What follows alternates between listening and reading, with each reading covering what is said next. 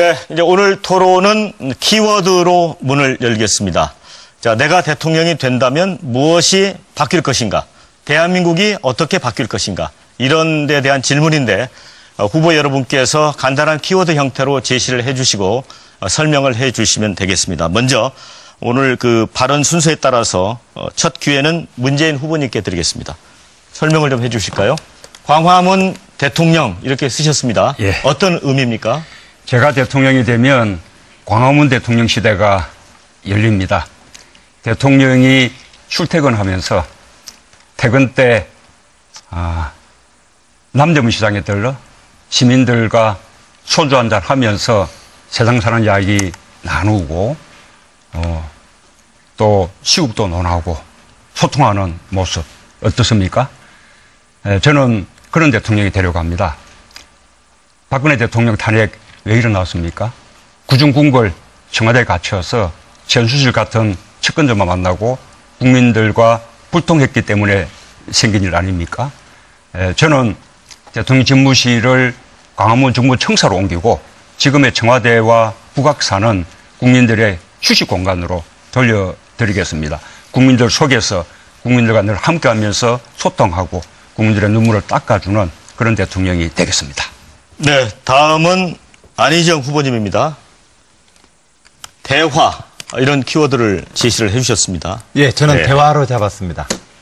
우리 사회의 대화가 너무 부족합니다. 대화를 통보나 밀어붙이기라고 하는 정치 문화에 우리는 너무 오랫동안 지쳐 있습니다.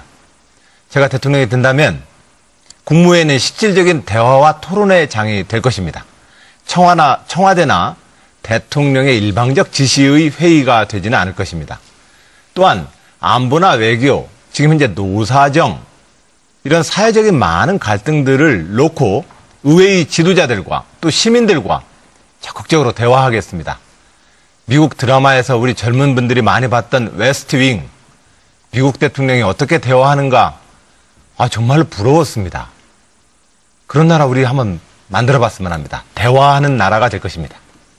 네, 다음은 최성 후보님입니다. 뭔가 많은 양을 지금 적어주셨어요. 저는 재밌게 써봤습니다. 땡방 뉴스, 땡큐 뉴스입니다. 저는 빛고울 광주 출신인데요. 고등학교 시절에 5.18 민주화 운동을 경험했습니다. 그 시절에 전두환 장군이라는 분이 나와서 항상 TV만 틀면 스트레스를 줬습니다. 요즘에는 박근혜 대통령이 탄핵됐는데도 스트레스를 줍니다. 땡방 뉴스인데요. 제가 대통령이 되면 정말 아주 즐겁고 유쾌한 뉴스를 국민 여러분께 선보이겠습니다. 여러분 상상 한번 해보십시오. 제가 대통령 됐을 때 부정입학 근절하는 정유라법, 부정부패 척결하는 최순실법, 그리고 우리 위안부 피해자 어머님들 노벨 평화상 수상했다는 그런 유쾌한 소식 전달하는 최성이 되겠습니다. 감사합니다. 네, 다음은 이재명 후보님. 네. 개혁 대통령 이렇게 제시를 해주셨네요. 네.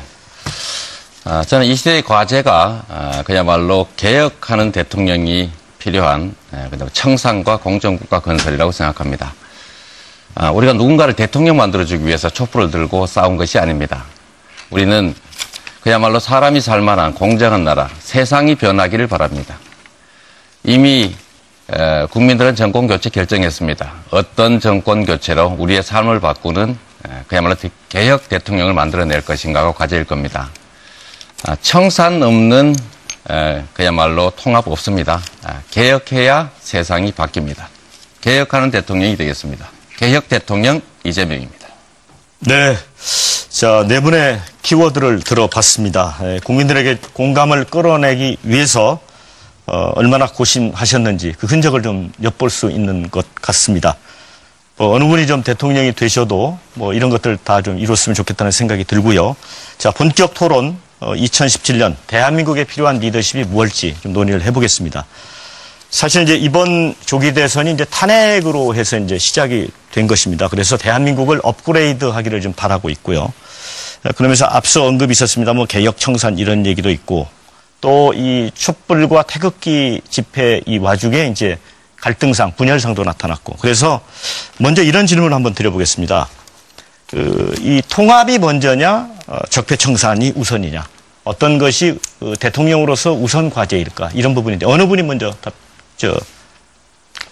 답변을 해 주실까요? 제가 먼저 좀 시작할까요? 네, 네.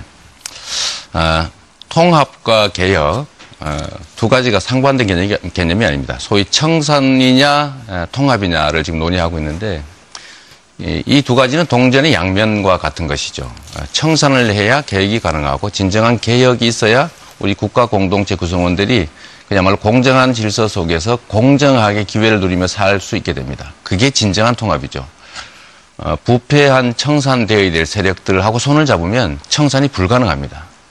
또는 명시적으로 예를 들면 대연정처럼 우리가 청산되어야 될 적폐 세력과 손을 잡는 것은 아니더라도 혹여 그 뿌리가 같은 기득권자들과 실제로 손을 잡고 있으면 그야말로 기득권 대연정이 될 가능성이 많죠.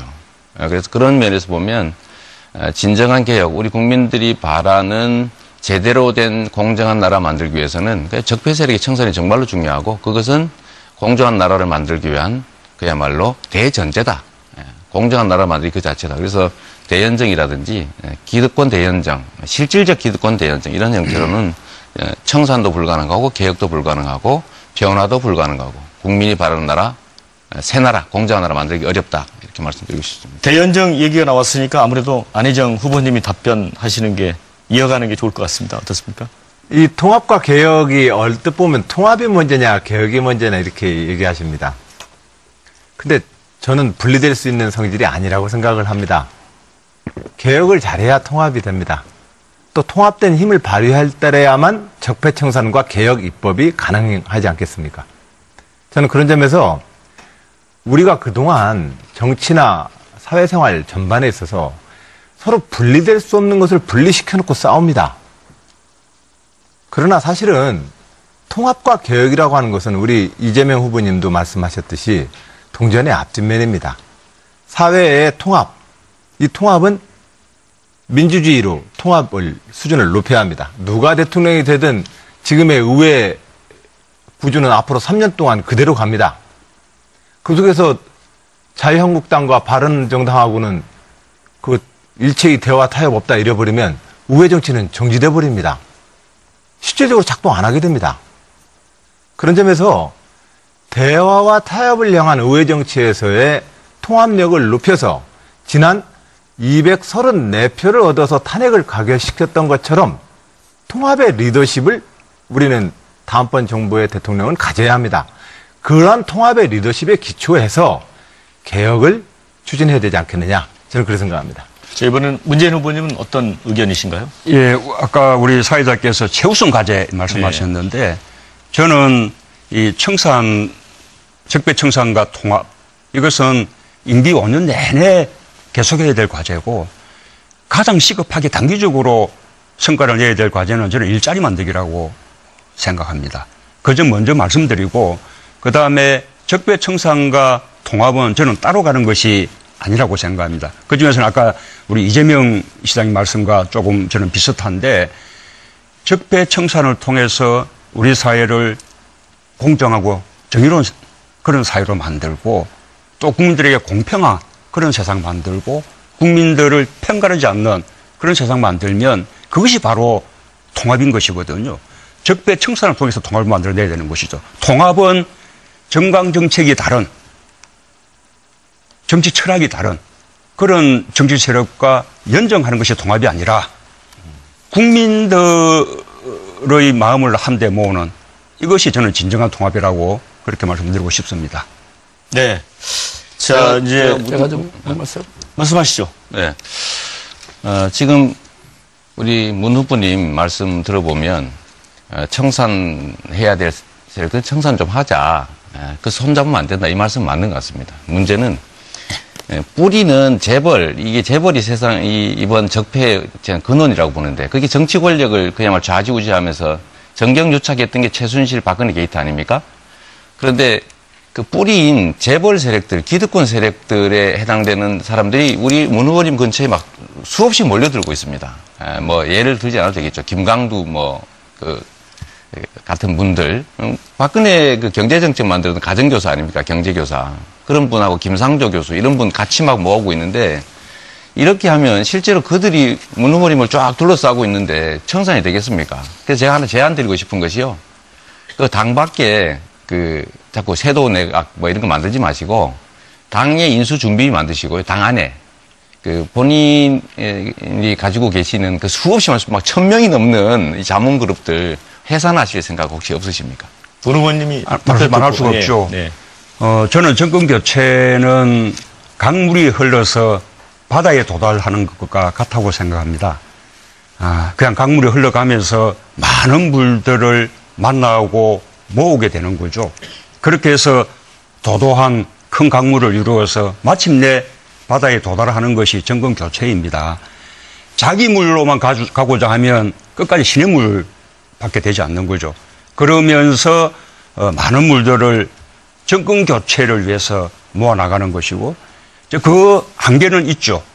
적어도 양극단이 아닌 합리적이고 개혁적인 진보, 또 합리적이고 개혁적인 보수라면 저는 함께 힘을 모아나가서 정권 교체에 나가야 된다고 생각합니다.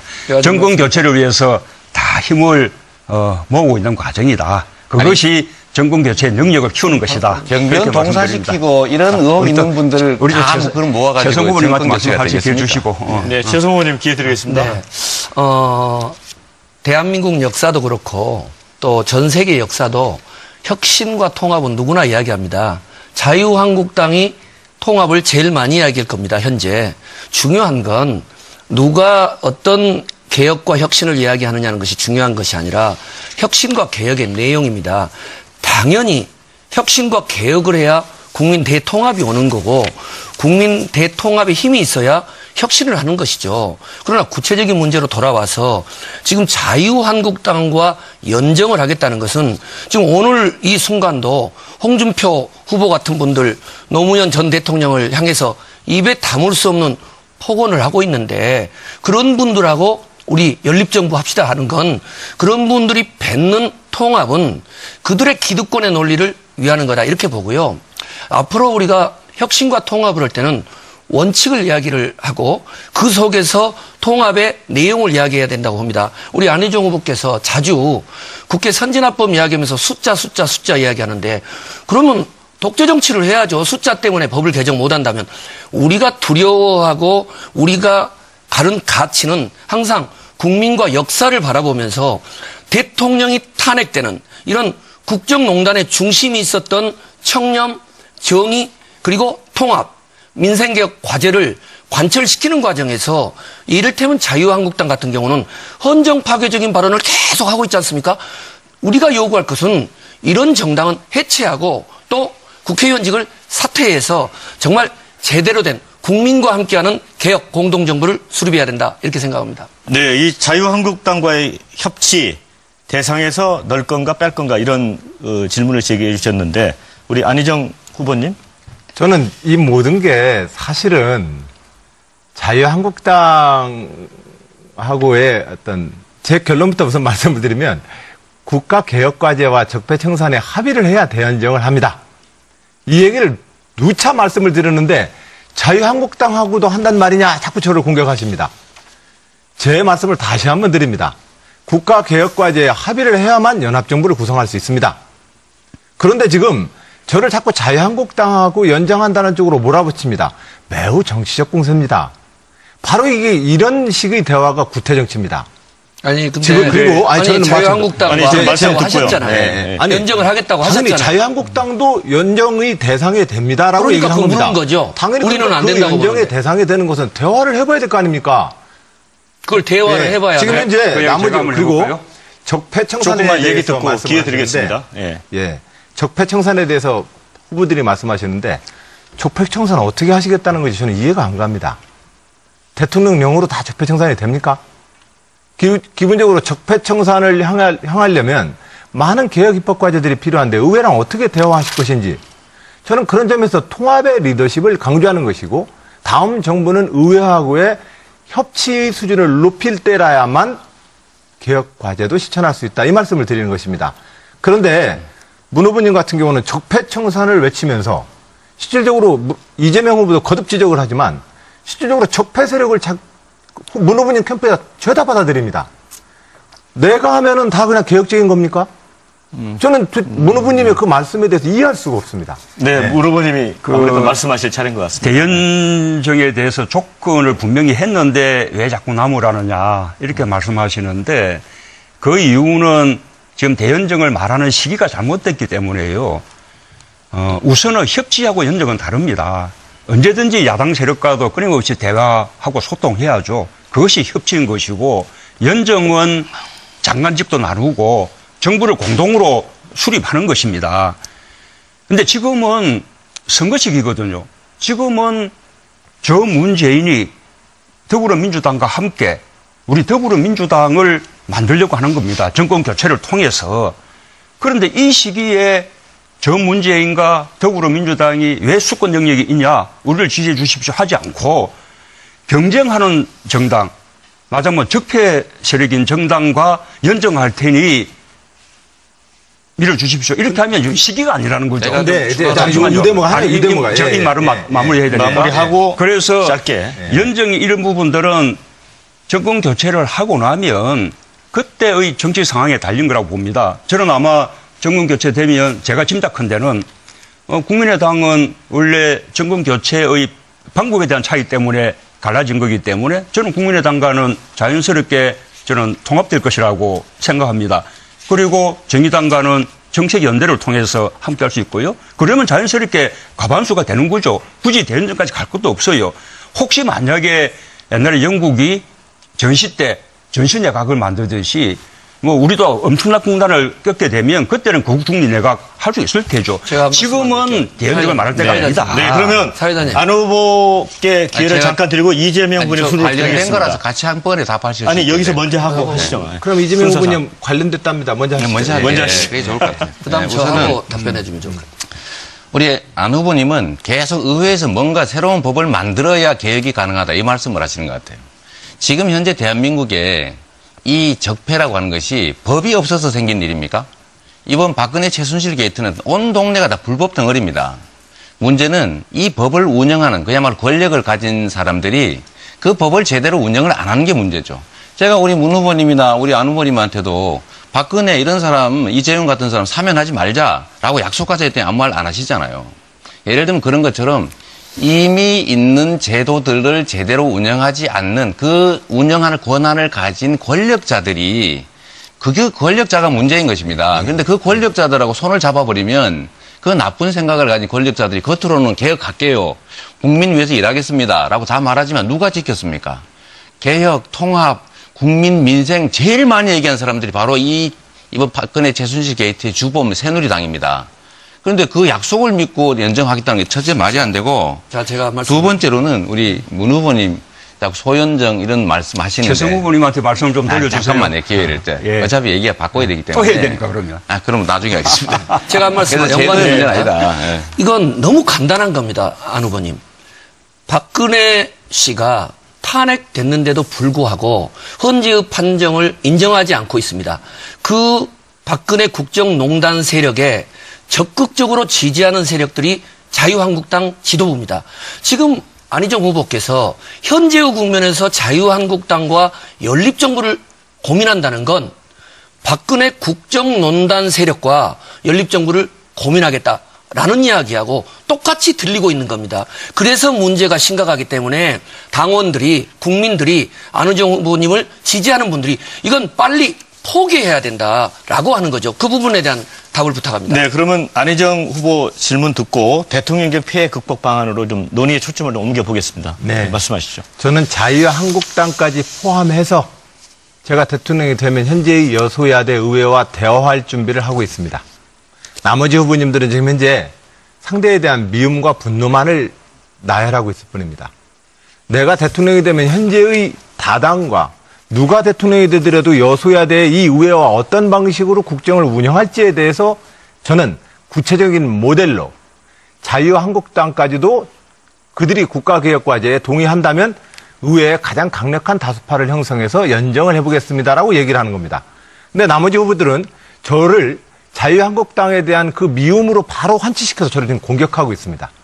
저는 이것은 잘못된 공격이다 생각을 드리고, 시기라고 말씀하셨는데, 지금 시기에 문 후보님도 소현정을 강조하셨지 않았습니까? 자, 그러면. 소현정만으로도 된다는 것이죠. 예. 어쨌든 연정력에 대해서 얘기했던 건 똑같습니다. 예. 똑같은 거기 때문에 지금 적절한 시기가 아니다라고 하는 것도 적절한 지적은 아니십니다. 우리는 지금 책임있게 당장 2달 뒤에 내가 대통령이 된다면 현재의 의회와 국가 유기에 대해서 어떠한 해법을 가질 것인지에 대해서 지금부터 얘기를 해야 합니다. 우선 내가 정권 잡고 나서 그때 가서 보자. 그것으로는 다음 정부를 이끌 수 없다고 저는 생각합니다.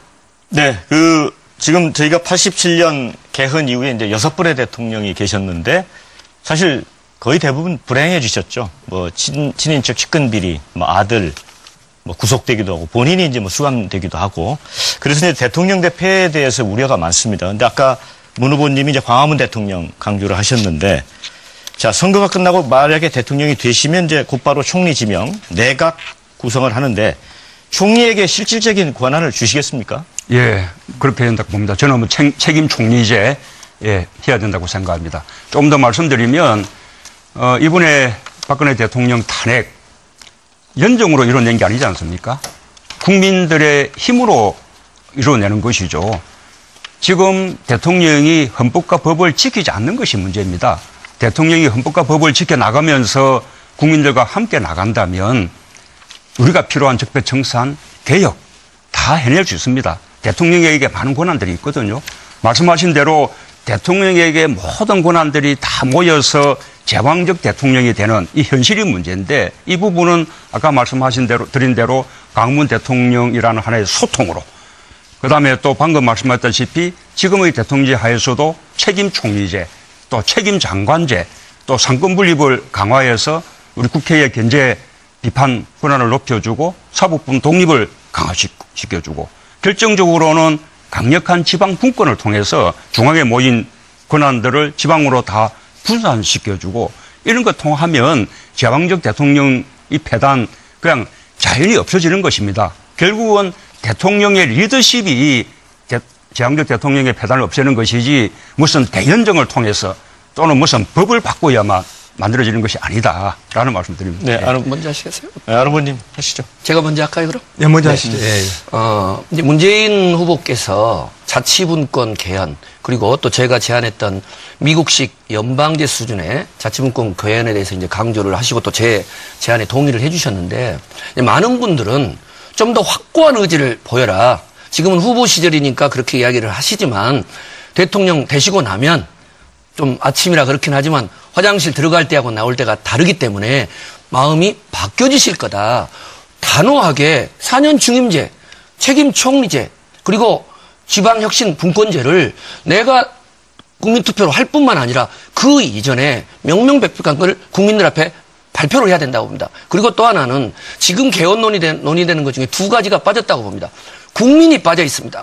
지금 촛불광장에 나와 있는 국민들, 이분들이 갖는 제가 아까 말씀드렸던 고등학생의 대학생들의 부정입학을 막는 그런 정유라법 그리고 권력형 부정부패에 영구히 배제하는 공직 입문을 그러한 또 최순실 법 또 일본군 위안부 피해자 이런 분들을 정말 노벨 평화상을 받도록 운동하는 것들 이런 여러 가지 광장에 있는 촛불 시민들을 노벨 평화상으로 그렇죠. 촛불 시민과 함께 좋습니다. 같이 추진하면 좋 그런 부분들이 저는 이 개헌 논의에 정말 제도적으로 참여해야 된다고 보고요.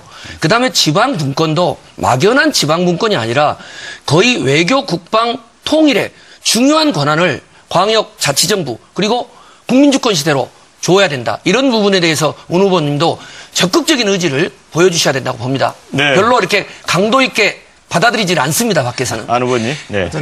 한 말씀만 하시고. 드려볼게요. 네네. 제가 이 개헌을 통해서 강력한 연방제에 버금가는 강력한 지방분권공화국 만들겠다라는 것은 제가 지난번 대선 때 이미 공약했고 지난번 대선 때 이미 그것을 위한 개헌을 공약했다라는 사실을 상기시켜 드립니다. 다들 개헌에 반대하는 느낌을 갖고 있어서 하여튼 뭐 두 분의 대화 모습이 아름답습니다. 한 팀 같습니다. 자, 말씀 잘 들었고요. 근데 저는 이 제왕적 대통령제 폐해를 극복하기 위해선 대통령의 힘이 제일 세기 때문에 제왕적 대통령제가 되는 겁니다. 근데 대통령보다도 더 자기 역할에서 힘 있는, 자기 얘기를 정확하게 하는 존재들이 곳곳에 있으면 제왕적 대통령제가 힘을 발휘하지 못하겠죠. 그러니까 제왕적 대통령제의 폐해를 극복하기 위해선 저는 이렇게 대안을 제시합니다. 정당 정치가 작동해야 합니다. 집권 여당은 대통령의 하부 조직이 아닙니다.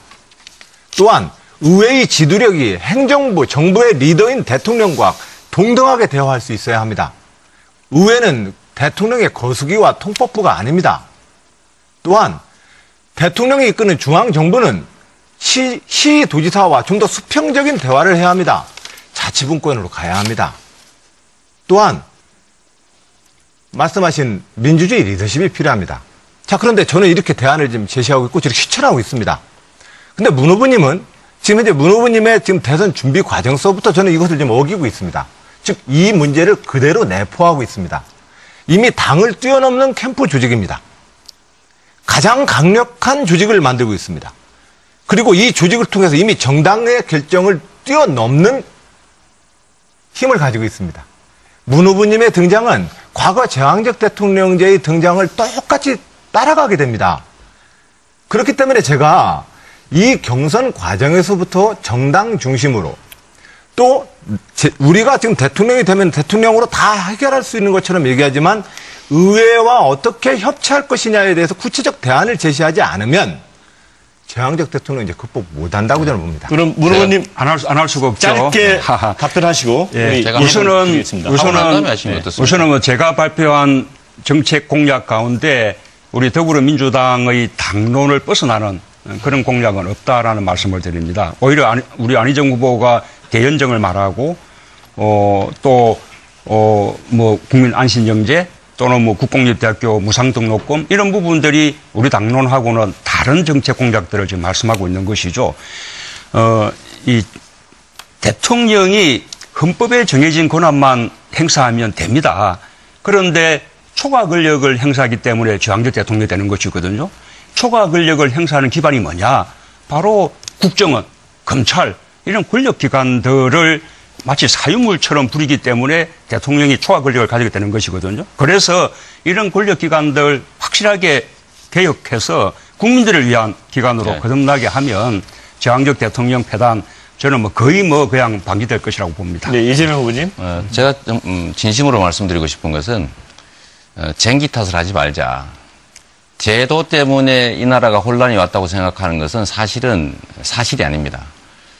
제도 자체가 문제였다면 그러면 왜 김대중 대통령, 노무현 대통령 제왕적이지 않았습니까? 사실은 시스템이 문제가 아니라 사람이 문제인 것이죠. 그 사람이 문제인데 언제나 제대로 운영하는 사람이 어떤 생각을 갖고 또 주변에 어떤 사람이 있냐가 중요한 것 같습니다. 지금 지적하셨지만 사실 최고의 권력자는 대통령이 맞습니다. 근데 그 대통령이 자기 생각이 뚜렷하지 않다면 심각한 문제 아니겠습니까? 예를 들면 주변 사람들한테 휘둘린다면 더 문제겠죠. 그런데 저희가 지적하고 싶은 것은 사실 우리 문 후보님 자꾸 말이 바뀌지 않습니까? 주요 국가 현안에 대해서 뚜렷한 자기 생각이 없으신 거 아닌가 하는 의심이 있어요. 사드 배치 문제 이런 거 계속 바뀌지 않습니까? 예를 들면 국가 주요 현안에 대해서 뭐 촛불 국면도 마찬가지입니다만 특히 우리 본인의 거취와 관련돼서 국민들에게는 대단히 매우 중요한 문제인데 뭐 호남의 뭐 선거 얘기 잠깐 하셨잖아요. 예를 들면 뭐 대통령 출마 안 하겠다 이런 말씀도 하시고 있는데 예를 들면 그런 것들을 보면 우리 국민들은 예측이 불가능합니다. 지도자의 안정성이라고 하는 거는 그야말로 뚜렷한 자기 신념. 국민들이 봤을 때 저 사람은 저리로 가겠구나 라고 예측할 수 있어야 되고 또 권력 행사라고 하는 것은 대통령 혼자만 하는 게 아닙니다. 그 주변을 둘러싼 사람들도 동시에 같이 행사하죠. 그런데 그 주변에 지금 보면 예를 들면 서민이나 중산층이나 정말로 이 나라의 다수의 약자들보다는 기득권자들이 너무 많으세요. 그래서 이런 점들이 오히려 문제가 아니냐라는 생각을 하고 있습니다. 네, 저한테 10초만 주시면 그러겠습니다. 네. 말을 바꿨는지 안 바꿨는지는 국민들이 가장 잘 아실 테고 그렇게 이제 말꼬리 잡기를 하자면 오히려 우리 이재명 후보님은 아주 진보 이렇게 늘 주창하시다가 또 나는 보수주의자다 이렇게 말씀하시기도 하고 재벌 해체 강력하게 말씀하셨다가 재벌 해체 말한 적 없다. 이렇게 말씀하시지 않았어요? 말을 누가 바꾸냐라는 것은 국민들이 다 평가하는 겁니다. 네. 아니, 그 점은 팩트에 관한 거니까. 짧게 좀 말씀드리겠습니다. 명확하게 말씀드리면 저는 재벌 해체가 아니라 재벌 체제 해체를 얘기한 겁니다. 재벌의 황제 경영 요소를 철저하게 제거해서 재벌 대기업들이 국민기업으로 나자는 것이고 또 한 가지 제가 보수주의자라고 한 게 아니라 우리나라의 이 이념 환경이 부패 기득권 세력들이 보수를 참칭하고 있다. 교과서적인 의미나 선진국 개념에 보면 사실은 문 후보님을 지금 진보나 개혁이라고 부르지만 실제로 진보 개혁이 아니라 보수적 요소가 아주 많죠. 그래서 저는 그런 말로 그런 건 말을 바꾸려고 하시는 건 안 됩니다. 자, 제가 두 분 아니 대통령 선거에 나오겠다 안 나오겠다 이건 정말 다른 말씀을 드리는 거죠. 평가와 자기 말은 다른 겁니다. 네. 네. 최소 제가 의원님. 일단 네. 일요일 아침이니까 두 분 간단히 정리해 드리면 두 분이 계속 이야기하는 게 모든 정치 현상은 흑백 논리로 볼 수 없다. 아, 당신들께서 주장하셨잖아요. 혁신과 통합은 동전의 양면이다. 그걸 갖고 그렇게 일요일 아침에 싸우실 이유가 뭐가 있습니까? 자, 우선 주제는 제왕적 대통령제 폐단을 어떻게 극복할 것인가. 저만 여러 후보 중에 유일하게 청와대, 국회, 시장, 또 백수, 시민 겪어봤습니다.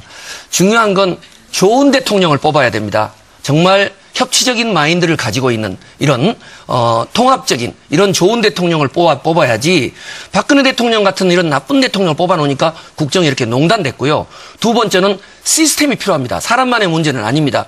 이 시스템을 위에 여의도의 정치 그다음에 특권층만이 아니라 대한민국 국민은 대단히 죄송하지만 이 자리에 있는 대권 후보들보다 정치인보다 훨씬 뛰어납니다. 그분들의 집단 지성을 개헌 논의에 참여시켜야 됩니다. 대통령 당선과 동시에 1년 이내에 내년 지자체 선거 때까지 국민적 총의를 모으는 형태로 해서 권력 구조 그리고 시민 참여 방안 개혁 의제를 만들어야 된다고 저는 그렇게 생각을 합니다. 네, 근데 이제 보면 모든 정권에서 그 이른바 낙하산 인사 이게 항상 좀 재현됐고 논란이 됐던 것 같습니다. 그래서 이 부분도 저희 그 시청자들이 관심이 많을 것 같거든요. 그 부분에 대해서 좀 말씀해 주실까요? 제가 바로 이제 그런 점에서 문재인 후보님의 저 캠프와 경선 운동 과정을 좀 걱정하는 겁니다. 이미 2002년도에도 제가 직접적으로 대선을 치러봤지 않았습니까? 정당이 집권을 하게 하는 것이 중요하다. 내 캠프가 승리하는 것이 아니라 그런 측면에서 지금 현재 그 메모드 조직은 나중에 대통령 되시면 다 어디 한 자리 달라고 합니다. 지금 현재 그분들한테 신세 지면서 경선 운동하고 있는 거 아닙니까? 그런 측면에서 저는 제왕적 대통령제의 폐해를 극복하자라거나 미래를 뭔가 새로운 정부를 구성하고 운영하겠다고 한다면 과거와는 다른 뭔가를 좀 시도해보자고 제안하는 겁니다. 문 후보님을 막 한사코 그냥 요즘 젊은 친구들 말대로 디스하려고 하는 얘기가 아닙니다. 실질적으로 문 후보님이 현재 경선을 지금 임하고 있는 전반적인 방식이 그동안 제가 정당 활동을 하면서 봐왔던 모든 문제를 좀 다 안고 있습니다. 그 상태로 정권 교체를 대세론을 유지할 수 있는지는 모르겠으나 좋은 대통령, 이 시대가 원하는 개혁을 수행하기는 어렵다. 저는 그렇게 분명히 말씀을 올립니다. 네, 문 후보님. 그 인사 문제는 뭐 다들 기억하시겠지만 역대 정부 가운데서 말하자면 시스템 인사를 하고 그 인사 시스템에 대통령조차도 관여하지 않았던 그 유일한 정부가 참여정부입니다. 또 역대 정부에서 가장 인사검증을 깐깐하게 했던 정부가 참여정부인데 그 민정수석이 바로 접니다. 저는 인사검증에 관한 방대한 그 검증 매뉴얼도 마련해 놓고 나왔습니다. 이명박 박근혜 정부가 그 검증 매뉴얼만 따랐다면 그 뒤에 인사청문회 때마다 부동산 투기, 병력 멘탈, 위장 전입, 논문 표절, 뭐 세금 탈루 이런 인사들 인사하지 않았을 겁니다. 그래서 저는 그런 시스템 인사, 그다음에 엄격한 검증에 더해서 인사 추천 실명제를 하겠다라고 또 공약을 했습니다. 인사에 대해서 누가 추천했는지 실명제를 해서 나중에 그 인사가 잘못됐다면 두고 책임을 지게 하는 그런 하겠다고 그러고 또 그 기록을 반드시 청와대에 남겨서 후세에 심판을 받도록 하면 된다고 생각합니다. 네, 이재명 시장님 기회 드리겠습니다. 우리 안 후보님 제가 하나 지적하고 싶은 것이 있는데요. 끊임없이 지금 대연적 말씀하시지 않습니까? 제가 그 말씀을 드리고 싶어요. 탄핵 누가 했습니까? 숫자 부족해도 했습니다. 국민들의 힘으로 하는 겁니다. 정치는 정치인들이 담합을 통해서 하는 게 아니라 국민의 뜻이 관철되는 과정이죠. 만약에 우리가 어떤 정말로 국가에 필요한 개혁 과제를 수행해야 되는데 정치적으로 동의하지 않는다.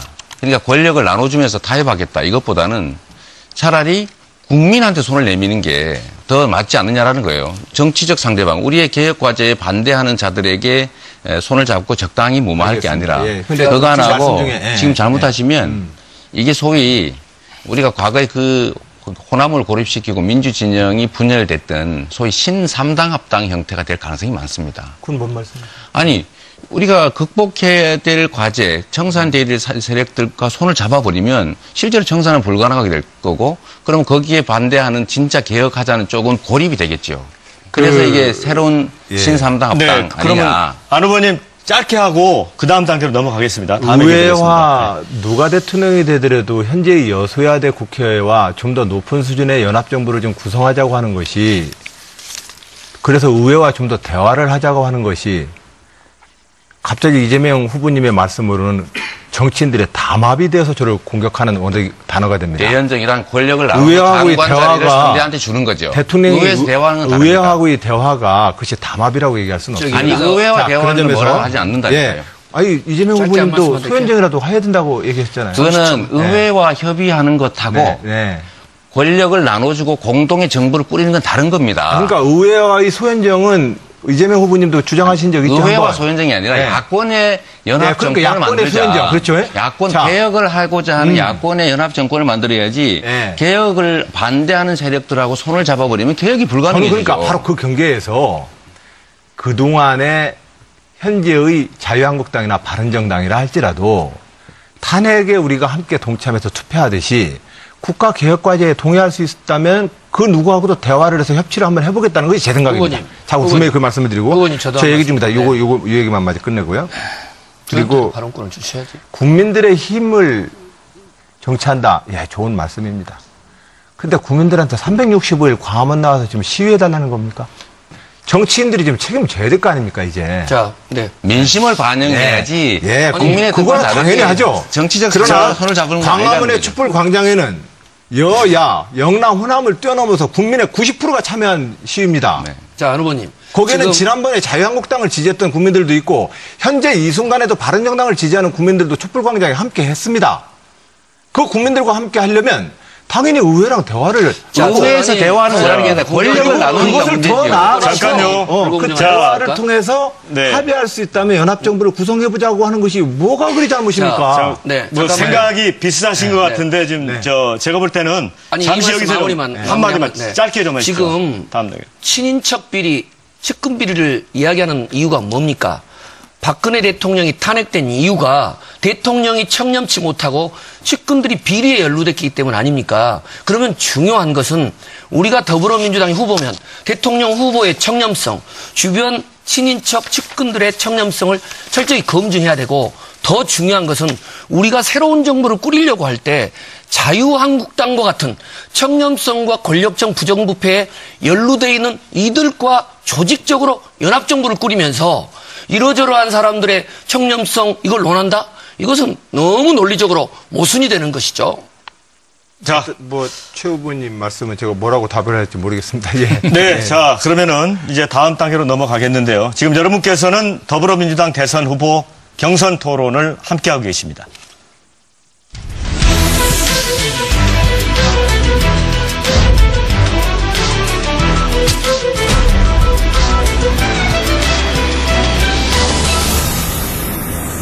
네, 지금 스튜디오는 많은 국민들이 나와서 토론을 함께 지켜보고 계십니다. 이 사전 합의한 순서에 따라서 후보들의 질문을 받겠는데요. 먼저 이재명 후보께 방청석 질문을 먼저 받도록 하겠습니다. 자, 이쪽에 계시죠? 어느 분이시죠? 자, 소개 부탁드립니다. 네, 안녕하세요. 저는 공정거래법을 공부하고 있는 대학원생 정다운이라고 합니다. 네, 반갑습니다. 네, 이재명 후보님께 재벌 개혁에 관한 질문을 드리고 싶습니다. 이재명 후보님의 말씀을 듣다 보면 반기업 정서, 특히 대기업을 적대적으로 보는 것 같아 걱정스러운 걱정스러운데요. 재벌 개혁을 넘어서 해체라고 말씀을 하실 정도로 재벌 개혁에 강한 의지를 보이고 계시는데 재벌 해체가 과연 가능한지 의문이고, 그리고 최근에는 재벌 해체라는 표현이 논란이 되니까 재벌 체제 해체라고 바꿔 말씀하셨습니다. 솔직히 저는 재벌 해체와 재벌 체제 해체가 뭐가 다른지 모르겠고, 재벌이란 말은 영어로도 재벌이라고 할 정도로 우리나라에만 있는 특이한 경영 시스템입니다. 재벌은 분명 개혁되어야 한다고 생각합니다. 그러나 세습한 재벌이 문제이지 대기업이 나쁜 것은 아니라고 생각합니다. 제 친구들 중에도 대기업을 다니면서 돈도 잘 벌고 있고 많은 친구들이 대기업에 가고 싶어 합니다. 국가를 경영하려고 하는 사람이라면 이런 대기업을 많이 만들어서 일자리를 만들고 중소기업이 대기업으로 갈 수 있도록 그런 시스템에 대한 고민을 해야 한다고 생각합니다. 네. 네, 거기까지 해주시죠. 네. 질문이 아주 매섭습니다. 답변을 그렇죠. 해주시죠. 전적으로 공감합니다. 제가 하자고 하는 것이 재벌 대기업을 없애자는 게 아닙니다. 지금 박근혜 최순실 게이트의 본질은 뭐냐면 재벌 가문들이 재벌 계열 대기업들을 범죄 수단으로 악용 동원해가지고 자신들의 개인적 사적 욕망을 채운 겁니다. 그런 재벌 체제 내에 들어있는 가족 경영, 황제 경영 요소, 이 불법적 요소들 철저하게 제거하고 재벌 관련 대기업들이 정상적인 국민 기업으로 거듭날 수 있게 해주자. 제대로 경쟁하는 정상적 기업을 만들어야 주가가 오른다. 저도 재벌 대기업들 주식 많이 가지고 있습니다. 그래야 주가가 오르거든요. 우리가 재벌 대기업을 없애자는 게 아니라 재벌 대기업들의 불법적 요소를 철저히 제거하고 중소기업 탈취 못하게 하고 약탈 못하게 하고 노동자들에 대한 부당한 탄압들 못하게 해서 정상적인 국제 경쟁력을 가진 기업으로 다 만들어내자라는 겁니다. 누가 재벌 대기업을 없애자고 하겠어요.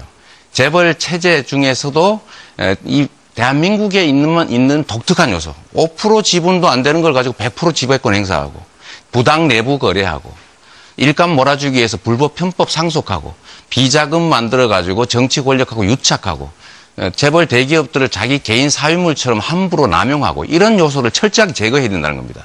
한 번도 된 일이 없죠. 그래서 그런 요소들을 철저하게 제거하고 국민의 사랑을 받는 착한 대기업으로, 재벌 대기업으로 제대로 전문 경영하는 기업이 되게 만들자. 그리고 중소기업들 탈취 못하게 해서 중소기업들도 좀 성장할 기회를 좀 주자. 지금 대한민국의 최대 권력이 뭡니까? 재벌입니다.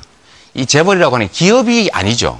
기업을 지배하고 있는 부당한 욕망을 가진 소수의 재벌 가문들. 이게 네네. 정경주착을 통해 국가를 지배하고 있으니 이것들을 철저하게 제거해야 되는데 말처럼 쉽지가 않습니다. 왜냐하면 그들이 힘 자체니까요. 네. 그래서 그런 요소를 제거하자는 것이고 그 표현들이 마땅치가 않은 거죠. 그냥 재벌 개혁 말은 다 하는데 한 번도 못했지 않습니까? 자, 제대로 의원님, 하자 이런 네. 뜻입니다. 네, 답변 잘 들었죠? 네. 그 다음에는 우리 문재인 후보님께 질문을 받도록 하겠습니다. 이쪽이죠? 자, 자기소개 부탁드립니다. 안녕하세요. 조진철입니다. 반갑습니다. 후보님께서는 대선 후보 지지율 1위를 달리는 만큼 내가 대세 후보라고 자신감을 피력하셨는데요. 후보님이 강조하시는 적폐 청산을 강조하고 계신데 후보님이야말로 정치적 유산이 많고 정치적 이해 당사자들 간의 관계가 많아서 적폐 청산이 쉽지만은 않을 거라는 생각이 듭니다. 벌써부터 후보님 캠프에 사람들이 모이고 있고 그만큼 챙겨야 될 사람들이 많고 옥석을 가리는 것이 쉽지 않을 것 같은데요. 결국 이렇게 되면 이명박근혜 정권처럼 자기 사람 챙기고 나눠먹기 식이 계속 반복되지 않을까 싶습니다. 그래서 국민들은 내가 이러려고 투표를 했나 국민들의 자괴감이 들지 않을까 싶습니다. 언제까지 정치가 경제의 발목을 잡고 국민을 볼모로 만들지 걱정입니다. 그래서 후보님이 집권을 하게 되면 이런 적폐를 없앨 거라고 자신할 수 있으신지 또한 그런 문제를 근원적으로 차단할 보관을 가지고 계신지 묻고 싶습니다. 네, 무르부님. 우선 아까 제가 말씀을 드렸는데 정권교체는 정말로 정권교체라는 바다를 향해서 강물이 나아가는 것과 같은 거죠. 가면서 많은 물들을 모아서 힘을 불려야 드디어 큰 강이 돼서 정권교체라는 바다에 도달할 수 있는 것입니다. 여기 우리 후보님들, 우리 치열하게 지금 경쟁하지만 끝나고 나면 다시 함께 힘을 모아야 합니다. 이분들 가운데 과거에 이런저런 흠결이 있었다고 이렇게 뭐 배제한다면 큰 강물이 되겠습니까? 지금 참여하시는 분들도 마찬가지죠. 다들 과거의 삶이 달랐다 하더라도 지금은 정권교체라는 목표를 함께 하기 때문에 함께 세력을 모으는 거죠. 그분들이 완전치 않습니다. 문제된 부분들은 다 그분들이 이미 사과를 하거나 저도 부적절하다고 지적을 했고 또 어떤 분들은 책임을 지고 물러난 분들도 있고요. 그러나 저는 그 흠결들이 저는 그분들의 전인격을 다 규정한다고 생각하지 않습니다. 우리도 얼마나 흠결이 많습니까? 그러나 흠결보다 장점이 많다면 그 장점들을 모아서 우리가 정권교체의 힘으로 만들어내는 것이죠. 이제 또 이런 분들이 나중에 또 다 한 자리씩 하지 않을까? 그것은 정말 기우인 것이 지금은 우리가 공직 후보를 추천하는 것이 아니거든요. 정권교체에 함께할 세력을 모으는 것이고 나중에 공직 후보는 문자 그대로 청와대 내의 엄격한 검증, 인사 시스템, 또 국회의 인사청문회, 국민들의 감시, 비판 이거 다 거쳐서 되는 것이기 때문에 그 부분에 대해서는 전혀 염려하실 필요가 없다. 역대에서 가장 깐깐한 인사검증을 했던 민정수석이 바로 정문재인이다. 그렇게 믿어주시면 좋겠습니다. 네. 안심할 수 있겠습니까? 예. 네, 감사합니다. 네. 자, 오늘 질문들이 아주 맵고, 그야말로 이 돌직구 같습니다. 자, 이번에는 우리 안희정 후보께 질문을 받겠습니다. 자, 질문해 주실까요? 안녕하세요. 대한민국 20대 청년 조유정입니다. 네, 안희정 후보님께서는 대연정을 통해서 보수적인 생각을 가지신 분들을 끌어안을 뿐만 아니라 다른 후보들의 약점인 노인 세대들도 전략적으로 집중적으로 포옹하려고 하시는 것 같습니다. 그런데 제가 2월 3일 허밍턴 포스터 코리아에서 후보님께서 인터뷰한 내용에서 대학 강연에서 복지는 침몰하는 타이탄에게 비유하면서 청년들을 위한 구명보트의 자리는 없다라고 말씀하신 것으로 알고 있습니다. 지금 대한민국에서 청년들은 젊다는 이유로 어머니, 아버지 세대들도 경험했고 할아버지, 할머니 세대들도 경험했기 때문에 참아야 한다라는 것을 강요당하고 있습니다. 그런 이유로 꿈과 희망만을 포기하는 것이 아니라 인간적으로 존엄하게 살 권리 그리고 행복할 권리마저도 침해당하고 있습니다. 저희는 대학 등록금을 걱정하고 비정규직을 전전하면서 살아가고 있습니다. 그렇기 때문에 안희정 후보님께서 구명보트에 청년들을 위한 자리는 없다라고 말씀하셨을 때 저희 20대는 굉장히 실망을 하고 외면당한 것 같아서 굉장히 슬퍼했는데요. 물론 저도 노인복지가 시급하고 중요하다는 것에 대해서는 깊이 공감하고 있습니다. 하지만 어느새 사회적 약자가 되어버린 우리 청년들을 생각하시면서 저희 청년들의 분노와 좌절에 대해서 이해하고 계신지에 대해서 궁금합니다. 예. 우선은 청년 여러분, 제가 청년에 대해서 무관심해 보이고 너무 냉정해 보였다면 제가 그런 사람 아니라는 말씀 꼭 전해주고 싶어요. 이 얘기를 했던 대목은 우리가 복지, 특히 복지 정책에서도 자기가 일을 해서 일자리를 통해서 소득을 얻지 못하는 분들에 대한 우리의 보장과 지원을 좀 더 강화해야 됩니다라는 측면에서 구명보트를 얘기한 겁니다. 우리 청년들에게는 구명보트가 필요한 것이 아니라 풀장이 필요합니다. 수용할 수 있는. 근데 풀장이 지금 없습니다. 즉 일자리라고 하는 풀장이 없습니다. 이 일자리라고 하는 풀장이 왜 없습니까? 대기업과 중소기업과 하청업체 간의 이 일자리 양극화 때문에 우리가 가고 싶은 일자리는 아주 좁은 문이 돼버렸고 이 좁은 문에 들어가려고 우리 모두 지금 스펙하고 1년, 2년 휴학은 아예 의무가 돼버렸습니다, 지금. 그 온갖 고생을 해가지고 졸업을 해도 그 스펙 경쟁을 가지고 그 좁은 문을 못 들어갑니다. 자, 이 기울어진 일자리의 문제를 경제 민주화와 경제 개혁 조치를 통해서 풀어드리는 것이 가장 적극적 청년 정책입니다. 첫 번째가 당장의 대학생을 위한 청년 정책에 대해서는 우리가 이제 지금 국가 장학금 제도를 통해서 연간 3조 9천억 원 가량의 장학금 제도가 있습니다. 이 제도가 현재는 대학교 입학 정원들의 감소로 인해서 이 예산을 조금만 더 높여도 사립학교 다니는 학생들에게도 좀 더 높은 수준의 장학금 급여율을 높일 수 있습니다. 저는 앞으로 그렇게 할 겁니다. 그러나 제가 타이타닉 코아 얘들아 미안해 너희들한테는 우선 내가 돈을 우선 못 쓰겠어라고 했던 그 배경에는 사회복지 속에서의 근로 능력이 없는 많은 분들에 대해서 우선 좀 챙기겠습니다라는 말씀을 드렸던 것이고 청년 정책에 대해서는 적극적 일자리를 통해서 즉 경제 민주화와 경제 개혁을 통해서 청년들에게 일자리, 좋은 일자리를 만들어드리기 위해서 노력하겠다는 말씀드립니다. 네, 답변 풀어주세요. 네, 네, 네. 다음 네, 마지막이 최성 후보신데 좀 긴장이 되실 것 같습니다. 자, 어느 분이실까요? 예. 질문하시죠. 예, 저 역사를 가르치고 있는 백이성이라고 합니다. 최성 후보님 반갑습니다. 정치에 관심이 많아서 지난 4번의 민주당 토론회를 다 봤는데요. 예, 쭉 보다 보니까 최성 후보님은 상당히 그 인지도에 비해서 여러 가지 경력들이 매우 훌륭하신 것 같습니다.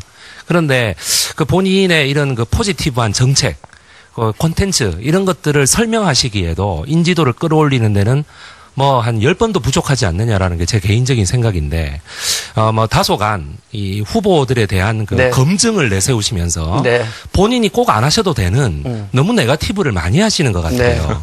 예, 그러면서 이 어떤 본인의 미래지향적인 지도자의 모습 네. 또 국민들에게 신뢰를 주는 모습보다는 네. 어떻게 보면은 좀 이렇게 그 전문적인 어떤 그런 네거티브의 네. 모습이 아닌가 네. 이런 생각도 좀 가지게 됩니다. 네. 그러니까 그런 점에 있어서 본인은 검증을 내세우십니다만은 네. 어떤 그 생각을 가지고 계시는지 네. 예, 그 부분 좀 대답해 주시기 저는- 바랍니다. 저는 또 역사 전문가시라 위안부 문제나 인권 문제 하실 줄 알고 예상을 했는데 정말 제가 답변하고 싶은 내용이었습니다.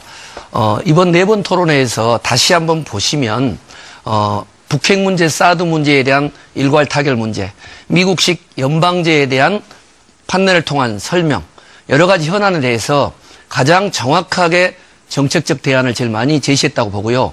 그럼에도 불구하고 우리 이렇게 가까운 동지들, 가족들에게 정말 꼭 검증해야 될 내용은 이번 치러지는 대선이 대통령이 탄핵된 이후에 정말 청렴한 대통령, 삼성이나 이런 정경유착으로부터 자유로울 수 있는 대통령을 뽑아야 되는데 우리 국민들은 과거 잘 아시는 것처럼 이명박 대통령 되실 때 전과 14번 논란이 있었습니다. 또 박근혜 후보 경선할 때 지금 박근혜 국정농단 세력의 모든 문제가 그때 다 나왔어요. 그리고 지금 와서 뭐라고 한 줄 아세요? 그때 의원들? 그때 다 알았는데 어차피 우리끼리 잘 될 거니까 이 모든 부담은 국민들에게 가는 겁니다. 지금 우리 더불어민주당 후보들에게 문제 제기하는 것은요. 칼등으로 툭툭 치는 정도지 본선 올라가면 장난이 아니게 됩니다.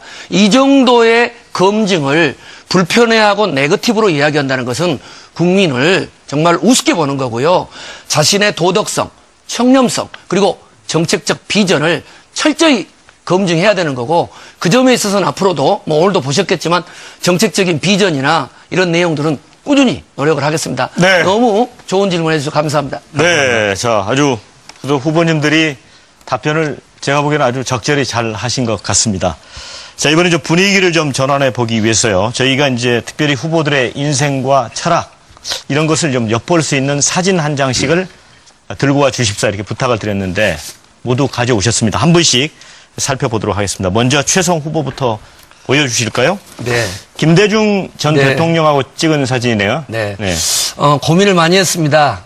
제가 재선 시장 될 때 유언을 남기셨던 말기암 투병을 했던 아버님 사진을 가지고 나올 것인지 아니면 청각 장애인 누님이면서 항상 기도해주는 누님 사진을 가지고 올까 하다가 이 사진을 가지고 나온 이유는 김대중 대통령께서 3번, 4번 떨어지시다가 꼭 대통령 되고 싶으셨고 영국에서 오셔서 찾았던 박사가 최성이라는 접니다. 네. 그래서 제가 그 당시에 TV토론 대책 팀장 맡으면서 많이 코치해 드렸는데 그 당시에 이 젊은 아주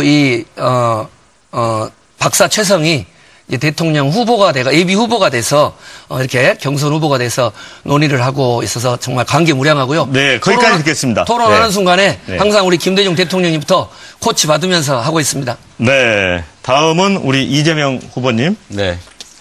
사진 보여주실까요? 네. 어머님하고 찍은 사진이시죠? 몇 살 때입니까? 이게 사실은 예. 이 대학 교복을 입고 입학식 때 찍은 사진입니다. 네. 이게 원래 네. 대학 입학식 때 교복 안 입죠. 네. 제가 중고등학교를 못 다니고 네. 공장을 다니다가 대학을 갔기 때문에 네. 교복 못 입은 게 한이 돼서 몇 년도에 입학하신 거예요? 82년 입학했죠. 그래서 그 사진인데 제가 뭐 그야말로 제 인생에 이 어머니는 정말 소중한 분이시고요. 제가 어릴 때 어머님이 저를 공장에 데려다 주시고 어머님 화장실 청소하러 가시고 이렇게 살았습니다. 그런데 제가 이 자리를 빌어서 한 말씀 드리고 싶은데 이 어머니와 관련돼서 사실 저희 형님이 시정에 개입하다가 이제 그걸 어머니가 또 말리고 이런 과정에서 어머니를 두들겨 패는 일이 벌어졌습니다. 그래서 어머니 다쳐서 입원하고 했을 때 제가 정말 참을 길이 없어서 저희 가족들 간에 형님 부부하고 좀 다툰 걸 또 녹음을 해가지고 전 국민이 듣게 됐습니다. 아마 이 방송 들으신 분도 있으실 텐데 제가 이 자리를 빌어서 여하튼 이유는 막론하고 제 어머니 너무 소중하고 또 어머니 맞은 날 흥분해서 제가 폭언을 좀 퍼부었는데 제 다 부족한 잘못이다 이렇게 말씀드리고 또 용서를 한번 구하는 의미로 제가 인사 한번 드리겠습니다. 제 잘못이고 앞으로 이런 일은 다시는 없을 거라고 약속드립니다. 네. 죄송합니다. 네, 분위기가 아주 따뜻해지고 있습니다. 문재인 후보님, 어떤 사진 가져오셨습니까? 저도 우리 어머니 기도발로 여기까지 왔다고 생각합니다만 오늘 저 사진은 지금 제가 특전사 네. 공수부대에서 군복무할 때 사진입니다. 예, 낙하산을 직접 타보셨죠? 예, 원래 내려가시죠. 공수부대는 네. 이제 하늘에서 낙하산 타고 네. 적진으로 네. 이렇게 침투하는 그런 이제 강화 훈련을 하는데 네. 산악에서 강화할 때 입는 네. 이 산악 강화 복장입니다. 이 공수부대 때 제 주특기는 폭파병이었습니다. 그래서 그 12.12 군사 반란 때 그 반란군 막다가 총 맞아서 창군인 표상이 됐던 정병주 특전사령관으로부터 제가 폭파 최우수 상을 받기도 했고요. 나중에 이제 제1공수여단의 여단장이 아까 말씀하셨던 전두환 장군, 그때 그 반란군에 맞으면 이제 가장 우두머리였는데 제가 전두환 여단장으로부터도 표창을 받기도 했습니다. 이 수중 침투 축구조 훈련도 받기도 했고요. 76년도 8월 달에 그 판문점 도끼 만행 사건 때 우리가 미루나무 제거 작전을 대풍권 2 상황에서 했는데 그때 제가 그 작전에 뭐 참여하기도 했고 요즘 우리 하고 있죠. 독실 훈련, 또 팀 스피릿 훈련, 그 한미 합동 훈련 때도 그때부터 시작이 됐는데 줄곧 참여했습니다. 저의 어떤 국가 간, 안보 간, 애국심 뭐 대부분 이때 형성된 것이라는 말씀을 드리고 싶고 특히 이때 확실하게 우리가 인식을 가졌던 것은 우리가 확실한 안보 태세를 갖춰야만 남북 관계가 평화로울 수 있다. 네. 그런 점입니다. 그래서 네. 앞으로도 제가 대통령이 된다면 확고한 안보 태세, 국방 우위를 바탕으로 북한과 다시 또 평화로운 관계를 이렇게 회복해 나가겠다라는 의지를. 네, 자, 전두환 장군 마지막으로 안희정 후보님 사진 보겠습니다. 버리셔버려야지 그거 네. 가지고 계세요. 자, 보실까요? 자, 안 후보님 사진은 보니까 지금 본인 얼굴이 안 나와 있는 사진이에요. 1980년 5월 23일 모든 신문을 도배했던 최초의 광주 시민항쟁, 당시는 광주 사태라고 했습니다. 제가 이 신문의 첫 사진을 보면서 그 당시 대전에서 고등학교 1학년이었습니다. 말할 수 없는 불면의 밤을 보냈습니다. 저 시민들 곁에 가야 된다고 생각을 했습니다. 하지만 무수히 많은 죽음 끝에 그렇게 5월은 끝났습니다. 그리고 저는 그 뒤 여름방학을 지내고 나서 이 광주항쟁과 김대중 내란음모 사건에 대해서 의문을 품은 채로 계엄사에 잡혀가서 학교를 재직당했습니다. 오늘 정치인 저 안희정이 있는데 이 사진은 제 출발점입니다.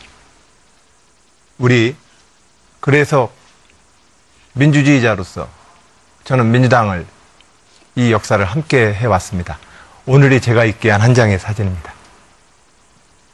네,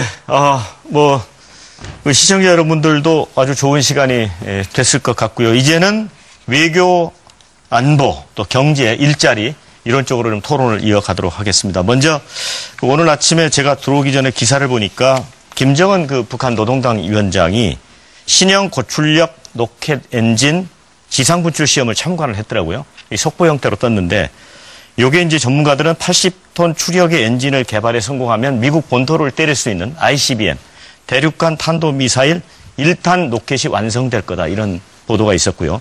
아시겠지만 또 얼마 전에 며칠 전에 틸러슨 국무장관도 저희 왔고 지금 이제 중국에 가 있죠.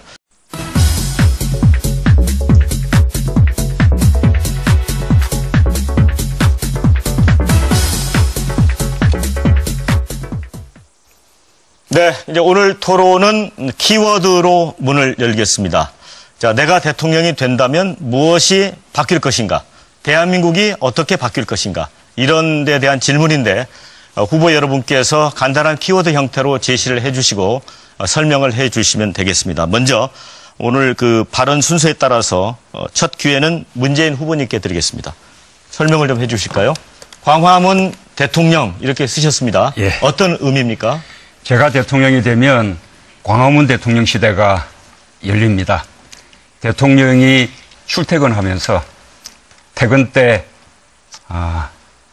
남대문 시장에 들러 시민들과 소주 한잔 하면서 세상 사는 이야기 나누고 또 시국도 논하고 소통하는 모습 어떻습니까? 저는 그런 대통령이 되려고 합니다. 박근혜 대통령 탄핵 왜 일어났습니까? 구중궁궐 청와대에 갇혀서 전수실 같은 측근들만 만나고 국민들과 불통했기 때문에 생긴 일 아닙니까? 저는 대통령 집무실을 광화문 정부청사로 옮기고 지금의 청와대와 북악산은 국민들의 휴식 공간으로 돌려드리겠습니다. 국민들 속에서 국민들과 늘 함께하면서 소통하고 국민들의 눈물을 닦아주는 그런 대통령이 되겠습니다. 네, 다음은 안희정 후보님입니다. 대화 이런 키워드를 제시를 해주셨습니다. 예, 저는 대화로 잡았습니다. 우리 사회의 대화가 너무 부족합니다. 대화를 통보나 밀어붙이기라고 하는 정치 문화에 우리는 너무 오랫동안 지쳐 있습니다. 제가 대통령이 된다면 국무회의는 실질적인 대화와 토론의 장이 될 것입니다. 청와대나 대통령의 일방적 지시의 회의가 되지는 않을 것입니다. 또한 안보나 외교, 지금 현재 노사정 이런 사회적인 많은 갈등들을 놓고 의회의 지도자들과 또 시민들과 적극적으로 대화하겠습니다.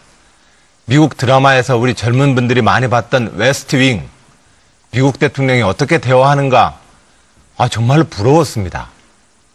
그런 나라 우리 한번 만들어봤으면 합니다. 대화하는 나라가 될 것입니다.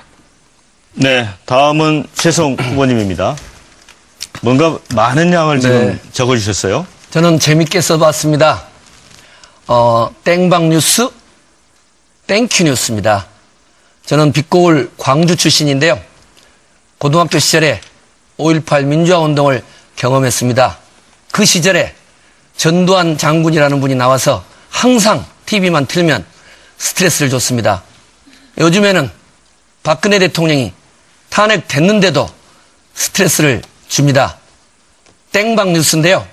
제가 대통령이 되면 정말 아주 즐겁고 유쾌한 뉴스를 국민 여러분께 선보이겠습니다.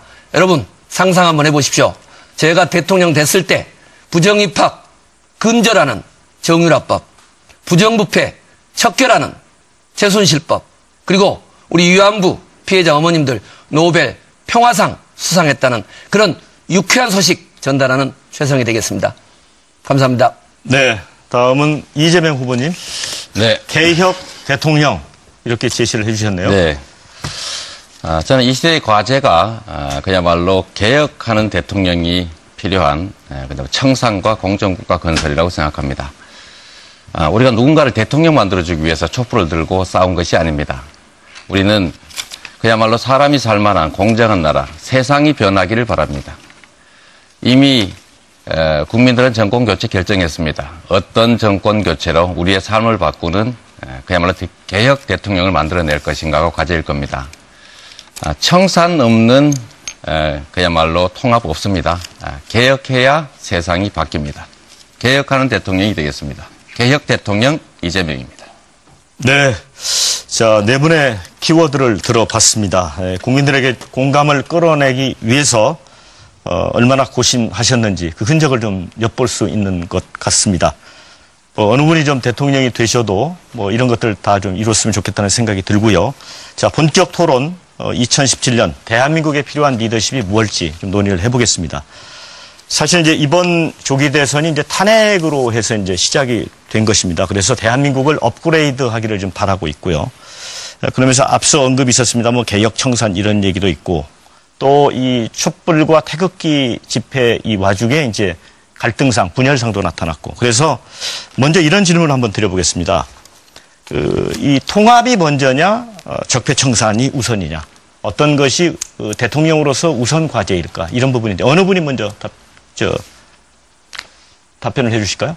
제가 먼저 좀 시작할까요? 네. 통합과 개혁 두 가지가 상반된 개념이 아닙니다. 소위 청산이냐 통합이냐를 지금 논의하고 있는데 이 두 가지는 동전의 양면과 같은 것이죠. 청산을 해야 개혁이 가능하고 진정한 개혁이 있어야 우리 국가 공동체 구성원들이 그야말로 공정한 질서 속에서 공정하게 기회를 누리며 살 수 있게 됩니다. 그게 진정한 통합이죠. 부패한 청산되어야 될 세력들하고 손을 잡으면 청산이 불가능합니다. 또는 명시적으로 예를 들면 대연정처럼 우리가 청산되어야 될 적폐 세력과 손을 잡는 것은 아니더라도 혹여 그 뿌리가 같은 기득권자들과 실제로 손을 잡고 있으면 그야말로 기득권 대연정이 될 가능성이 많죠. 그래서 그런 면에서 보면 진정한 개혁, 우리 국민들이 바라는 제대로 된 공정한 나라 만들기 위해서는 적폐 세력의 청산이 정말로 중요하고 그것은 공정한 나라를 만들기 위한 그야말로 대전제다. 공정한 나라 만들기 그 자체다. 그래서 대연정이라든지 기득권 대연정, 실질적 기득권 대연정 이런 형태로는 청산도 불가능하고 개혁도 불가능하고 변화도 불가능하고 국민이 바라는 나라, 새 나라, 공정한 나라 만들기 어렵다. 이렇게 말씀드리고 싶습니다. 대연정 얘기가 나왔으니까 아무래도 안희정 후보님이 답변하시는 게 이어가는 게 좋을 것 같습니다. 어떻습니까? 이 통합과 개혁이 얼뜻 보면 통합이 먼저냐 개혁이 먼저냐 이렇게 얘기하십니다. 근데 저는 분리될 수 있는 성질이 아니라고 생각을 합니다. 개혁을 잘해야 통합이 됩니다. 또 통합된 힘을 발휘할 때야만 적폐청산과 개혁 입법이 가능하지 않겠습니까? 저는 그런 점에서 우리가 그동안 정치나 사회생활 전반에 있어서 서로 분리될 수 없는 것을 분리시켜놓고 싸웁니다. 그러나 사실은 통합과 개혁이라고 하는 것은 우리 이재명 후보님도 말씀하셨듯이 동전의 앞뒷면입니다. 사회의 통합, 이 통합은 민주주의로 통합을 수준을 높여야 합니다. 누가 대통령이 되든 지금의 의회 구조는 앞으로 3년 동안 그대로 갑니다. 그 속에서 자유한국당과 바른정당하고는 그 일체의 대화 타협 없다 잃어버리면 우회 정치는 정지돼 버립니다. 실질적으로 작동 안 하게 됩니다. 그런 점에서 대화와 타협을 향한 우회 정치에서의 통합력을 높여서 지난 234표를 얻어서 탄핵을 가결시켰던 것처럼 통합의 리더십을 우리는 다음번 정부의 대통령은 가져야 합니다. 그러한 통합의 리더십에 기초해서 개혁을 추진해야 되지 않겠느냐, 저는 그렇게 생각합니다. 자, 이번엔 문재인 후보님은 어떤 의견이신가요? 예, 아까 우리 사회자께서 최우선 과제 말씀하셨는데 저는 이 적폐청산과 통합 이것은 임기 5년 내내 계속해야 될 과제고 가장 시급하게 단기적으로 성과를 내야 될 과제는 저는 일자리 만들기라고 생각합니다. 그 점 먼저 말씀드리고 그다음에 적폐청산과 통합은 저는 따로 가는 것이 아니라고 생각합니다. 그중에서는 아까 우리 이재명 시장님 말씀과 조금 저는 비슷한데 적폐청산을 통해서 우리 사회 사람 이재용 같은 사람 사면하지 말자라고 약속하자 했더니 아무 말 안 하시잖아요. 예를 들면 그런 것처럼 이미 있는 제도들을 제대로 운영하지 않는 그 운영하는 권한을 가진 권력자들이 그게 권력자가 문제인 것입니다. 그런데 그 권력자들하고 손을 잡아버리면 그 나쁜 생각을 가진 권력자들이 겉으로는 개혁할게요. 국민 위해서 일하겠습니다. 라고 다 말하지만 누가 지켰습니까? 개혁, 통합, 국민 민생 제일 많이 얘기한 사람들이 바로 이번 박근혜 최순실 게이트의 주범 새누리당입니다. 그런데 그 약속을 믿고 연정하겠다는 게 첫째 말이 안 되고 자, 제가 말씀. 두 번째로는 우리 문 후보님 소연정 이런 말씀하시는데 최승우 후보님한테 말씀 좀 돌려주세요. 잠깐만요. 기회를 때. 예. 어차피 얘기가 바꿔야 되기 때문에. 또 해야 되니까 그러면. 그럼 나중에 하겠습니다. 제가 한 말씀 그래서 제도 문제는 아니다. 예. 이건 너무 간단한 겁니다. 안 후보님. 박근혜 씨가 탄핵됐는데도 불구하고 헌재의 판정을 인정하지 않고 있습니다. 그 박근혜 국정농단 세력에 적극적으로 지지하는 세력들이 자유한국당 지도부입니다. 지금 안희정 후보께서 현재의 국면에서 자유한국당과 연립정부를 고민한다는 건 박근혜 국정농단 세력과 연립정부를 고민하겠다라는 이야기하고 똑같이 들리고 있는 겁니다. 그래서 문제가 심각하기 때문에 당원들이, 국민들이 안희정 후보님을 지지하는 분들이 이건 빨리 포기해야 된다라고 하는 거죠. 그 부분에 대한 답을 부탁합니다. 네, 그러면 안희정 후보 질문 듣고 대통령적 피해 극복 방안으로 좀 논의의 초점을 좀 옮겨보겠습니다. 네. 말씀하시죠. 저는 자유한국당까지 포함해서 제가 대통령이 되면 현재의 여소야대 의회와 대화할 준비를 하고 있습니다. 나머지 후보님들은 지금 현재 상대에 대한 미움과 분노만을 나열하고 있을 뿐입니다. 내가 대통령이 되면 현재의 다당과 누가 대통령이 되더라도 여소야대의 이 의회와 어떤 방식으로 국정을 운영할지에 대해서 저는 구체적인 모델로 자유한국당까지도 그들이 국가개혁과제에 동의한다면 의회에 가장 강력한 다수파를 형성해서 연정을 해보겠습니다라고 얘기를 하는 겁니다. 근데 나머지 후보들은 저를 자유한국당에 대한 그 미움으로 바로 환치시켜서 저를 지금 공격하고 있습니다.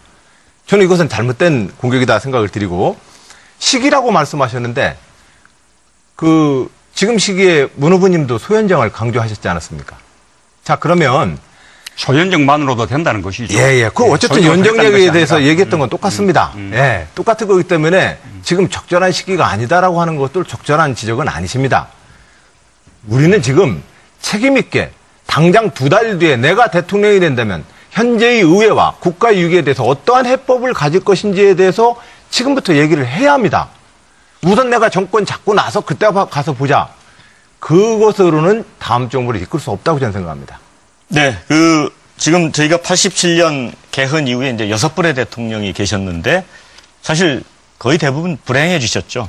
친인척 측근비리, 아들, 구속되기도 하고 본인이 이제 수감되기도 하고 그래서 이제 대통령 대패에 대해서 우려가 많습니다. 근데 아까 문 후보님이 이제 광화문 대통령 강조를 하셨는데 자, 선거가 끝나고 만약에 대통령이 되시면 이제 곧바로 총리 지명, 내각 구성을 하는데 총리에게 실질적인 권한을 주시겠습니까? 예, 그렇게 된다고 봅니다. 저는 책임 총리제 해야 된다고 생각합니다. 좀 더 말씀드리면 이번에 박근혜 대통령 탄핵 연정으로 이뤄낸 게 아니지 않습니까?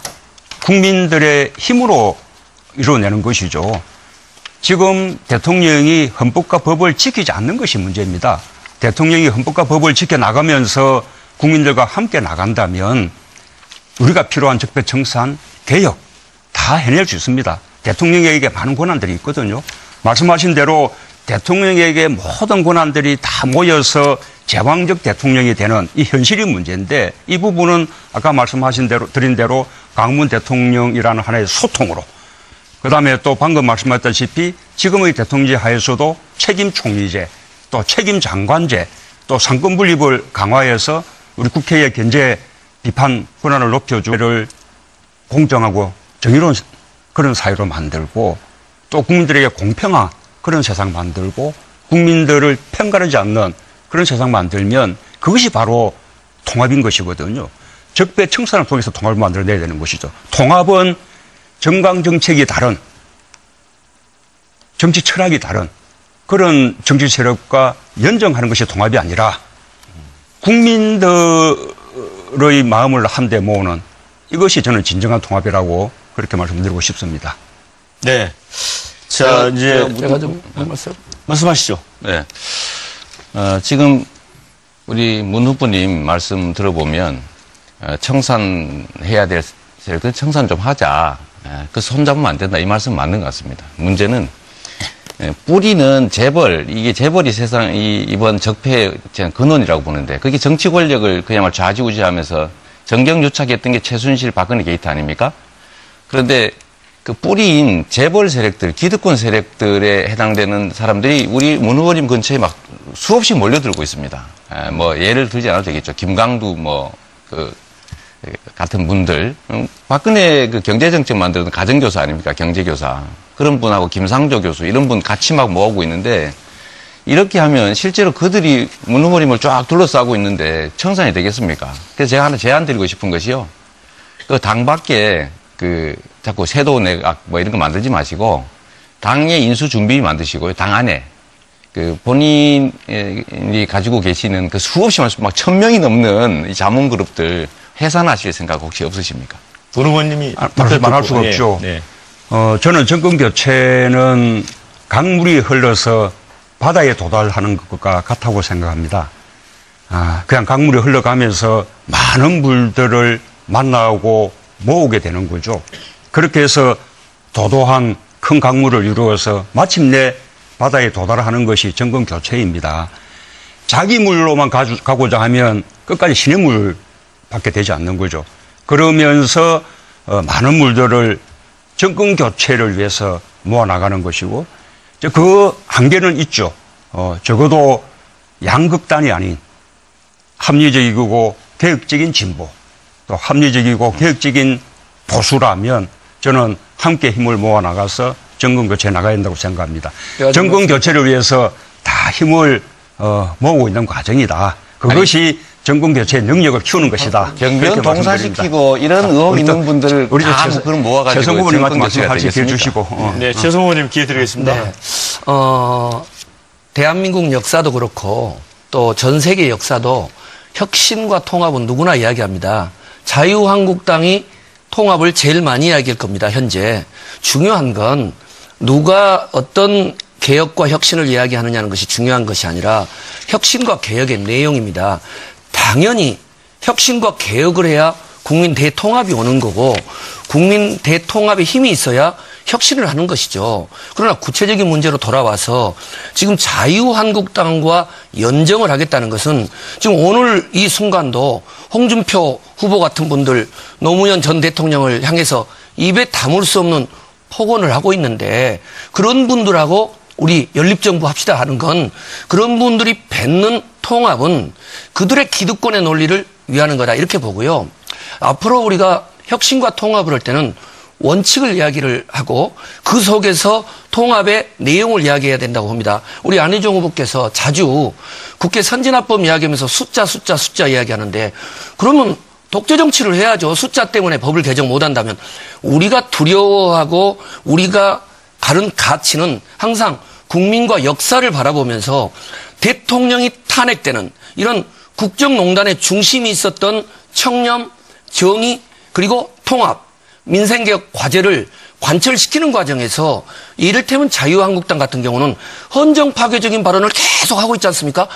우리가 요구할 것은 이런 정당은 해체하고 또 국회의원직을 사퇴해서 정말 제대로 된 국민과 함께하는 개혁 공동정부를 수립해야 된다 이렇게 생각합니다. 네, 이 자유한국당과의 협치 대상에서 넣을 건가 뺄 건가 이런 질문을 제기해 주셨는데 우리 안희정 후보님?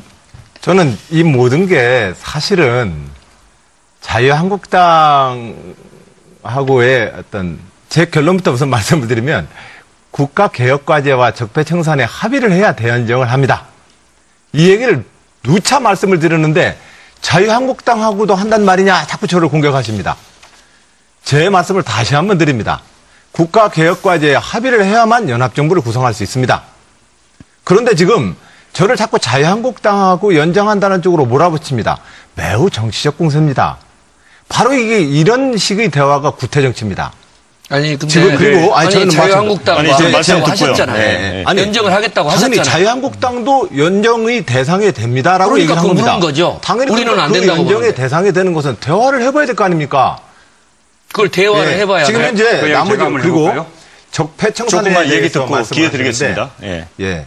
적폐청산에 대해서 후보들이 말씀하셨는데 적폐청산 어떻게 하시겠다는 것이 저는 이해가 안 갑니다.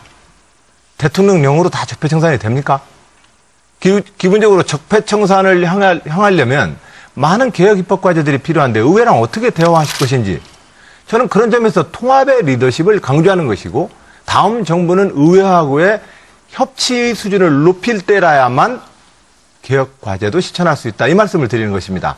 그런데 문 후보님 같은 경우는 적폐청산을 외치면서 실질적으로 이재명 후보도 거듭 지적을 하지만 실질적으로 적폐 세력을 문 후보님 캠프에다 죄다 받아들입니다. 내가 하면은 다 그냥 개혁적인 겁니까? 저는 문 후보님의 그 말씀에 대해서 이해할 수가 없습니다. 네, 문 후보님이 아무래도 말씀하실 차례인 것 같습니다. 대연정에 대해서 조건을 분명히 했는데 왜 자꾸 나무라느냐 이렇게 말씀하시는데 그 이유는 지금 대연정을 말하는 시기가 잘못됐기 때문에요. 우선은 협치하고 연정은 다릅니다. 언제든지 야당 세력과도 끊임없이 대화하고 소통해야죠. 그것이 협치인 것이고 연정은 장관직도 나누고 정부를 공동으로 수립하는 것입니다.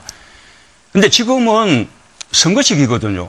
지금은 저 문재인이 더불어민주당과 함께 우리 더불어민주당을 만들려고 하는 겁니다. 정권 교체를 통해서. 그런데 이 시기에 저 문재인과 더불어민주당이 왜 수권 영역이 있냐, 우리를 지지해 주십시오 하지 않고 경쟁하는 정당, 말하자면 적폐 세력인 정당과 연정할 테니 밀어주십시오. 이렇게 하면 지금 시기가 아니라는 거죠. 근데 이 대목가 하나, 이 대목가. 이 말은 마무리해야 되니까. 마무리하고 그래서 짧게. 연정이 이런 부분들은 정권 교체를 하고 나면 그때의 정치 상황에 달린 거라고 봅니다. 저는 아마 정권 교체되면 제가 짐작컨대는 국민의당은 원래 정권 교체의 방법에 대한 차이 때문에 갈라진 거기 때문에 저는 국민의당과는 자연스럽게 저는 통합될 것이라고 생각합니다. 그리고 정의당과는 정책 연대를 통해서 함께 할 수 있고요. 그러면 자연스럽게 과반수가 되는 거죠. 굳이 대연정까지 갈 것도 없어요. 혹시 만약에 옛날에 영국이 전시 때 전시내각을 만들듯이 뭐 우리도 엄청난 공단을 겪게 되면 그때는 국중리내각 할 수 있을 테죠. 지금은 대연정을 말할 때가 아니다. 네, 그러면 사회자님. 안 후보께 기회를 잠깐 드리고 이재명 후보님 순으로 관련된 드리겠습니다. 거라서 같이 한 번에 답하실 수 아니 있는데. 여기서 먼저 하고 하시죠. 그럼 이재명 후보님 관련됐답니다. 먼저 하시죠. 먼저 하시죠. 그게 좋을 것 같아요. 그다음 네, 저하고 답변해 주면 좋을 것 같아요. 우리 안 후보님은 계속 의회에서 뭔가 새로운 법을 만들어야 개혁이 가능하다 이 말씀을 하시는 것 같아요. 지금 현재 대한민국에 이 적폐라고 하는 것이 법이 없어서 생긴 일입니까? 이번 박근혜 최순실 게이트는 온 동네가 다 불법 덩어리입니다. 문제는 이 법을 운영하는 그야말로 권력을 가진 사람들이 그 법을 제대로 운영을 안 하는 게 문제죠. 제가 우리 문 후보님이나 우리 안 후보님한테도 박근혜 이런